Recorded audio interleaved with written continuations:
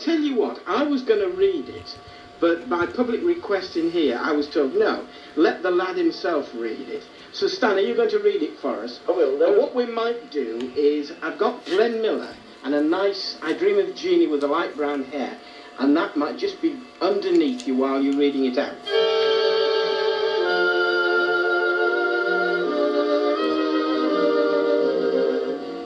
Many years ago, when I was young, most modern music was sincerely sung. I'd listen to Jack Jackson with such eagerness, and I wouldn't settle for anything less. And the big bands were all in favour. Glenn Miller, Tommy Darcy.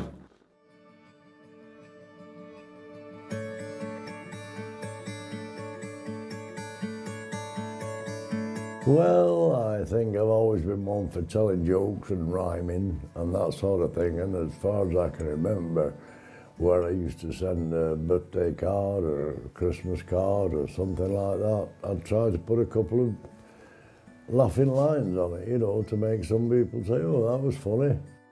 I may not write a poem for 2 or 3 weeks, and then something will come across on the television or a piece of news, or somebody may say something to me, and I think that's a nice phrase, and I'll build a poem around it. Probably written well over 1,000. I remember one period when I was really high on them.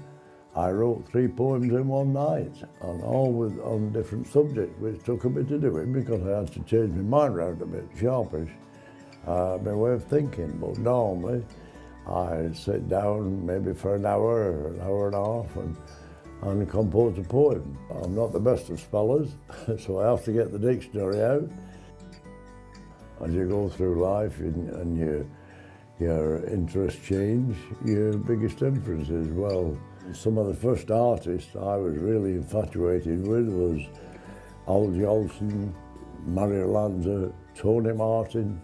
They, to me, were good singers, mainly not because of the voices, but because they sung with sincerity. When you listened to them, you felt that they were singing to you and they meant what they said, you know. They become, well, quite part of your life in a way. Something brushes off and you become what you are. My wife, sometimes she'll take a look at some of the poetry I write and get a laugh, or if somebody else enjoys it, she will enjoy it, but she doesn't basically take a real interest in it because it's none of her street. You know, she's not. She leaves me alone to my thing and I leave her alone to the television.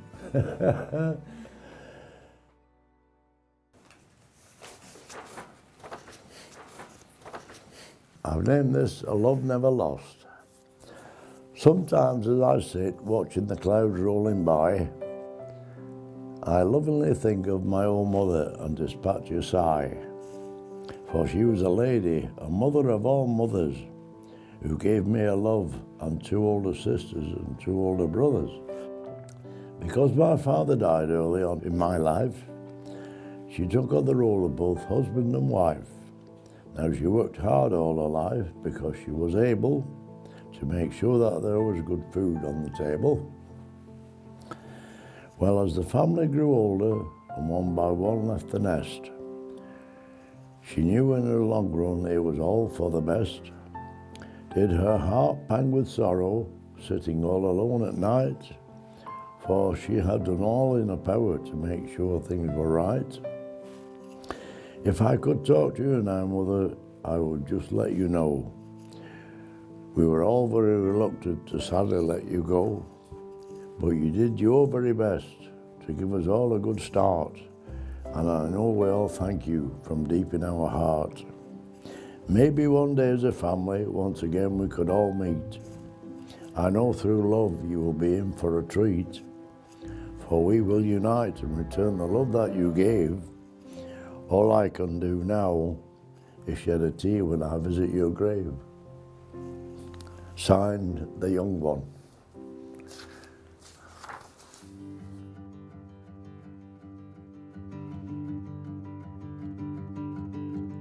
It just seems a little bit of achievement, that's all, whether it's any good or not. And some people laugh at them, some people scour, and some people are a bit sarcastic, but it doesn't worry me. I've not written it for a purpose. The only way I'll stop writing is if I run out of pens, I should think.